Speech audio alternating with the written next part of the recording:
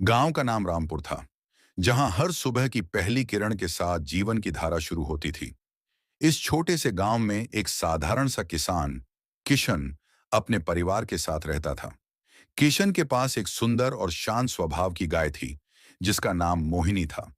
मोहिनी गांव की सबसे प्यारी गाय थी और उसकी दूध देने की क्षमता के कारण सभी लोग उसकी बहुत सराहना करते थे। किशन की जिंदगी बहुत ही सरल थी, लेकिन मोहिनी उसकी सबसे बड़ी खुशी थी। मोहिनी का दूध हर सुबह ताजा और मीठा होता था, जो गांव के लोगों की सेहत का राज था। एक दिन गांव में एक बड़ी समस्या उत्पन्न हो गई। गांव के पास एक विशाल जंगल था, जिसमें बहुत सारे वन्य जीव रहते थे। हाल ही में जंगल में एक जंगली भालू ने आतंक मचाना शुरू कर दिया था।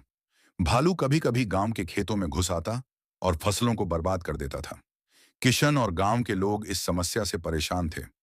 उन्होंने कई बार कोशिश की कि भालू को जंगल की ओर वापस भेजा जा सके, लेकिन भालू हर बार नाकाम हो जाता। एक दिन भालू ने मोहिनी को अपनी दांतों से घायल कर दिया।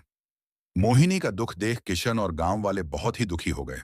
मोहिनी को आराम की जरूरत थी और किशन ने उसे घर के आंगन में आराम करने के लिए छोड़ दिया। गांव के बाकी जानवर भी इस मुश्किल घड़ी में किशन के साथ थे। एक चतुर तोता, जिसका नाम माणू था, ने सलाह दी कि वे सभी जानवर मिलकर भालू को जंगल की ओर भेजने की योजना बनाएं। माणू ने बताया कि भालू एक चालाक जानवर है, लेकिन अगर सभी जानवर मिलकर काम करें तो वह खुद को घबराहट में महसूस करेगा।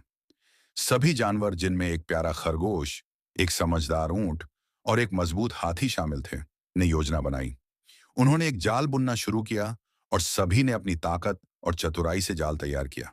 माणू ने अपनी उड़ान का उपयोग करके भालू की गतिविधियों पर नजर रखी और भालू के जंगल में जाने का सही समय बताया।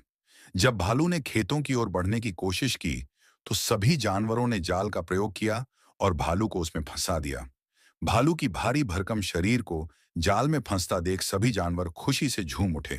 किशन और गांव वाले आकर भालू को जंगल की ओर ले गए और वहां उसे छोड़ दिया। गांव में शांति और सुरक्षा लौट आई और मोहिनी जल्दी ही ठीक हो गई। गांव वाले और जानवरों ने मिलकर एक उत्सव मनाया, जिसमें मोहिनी को विशेष सम्मान मिला। किशन ने सभी जानवरों को धन्यवाद दिया और बताया कि एकता और सहयोग से ही बड़ी से बड़ी समस्या को हल किया जा सकता है। उस दिन के बाद रामपुर गांव ने सीखा कि एकता में ताकत होती है और सभी ने मिलकर खुशी और शांति से रहने का संकल्प लिया।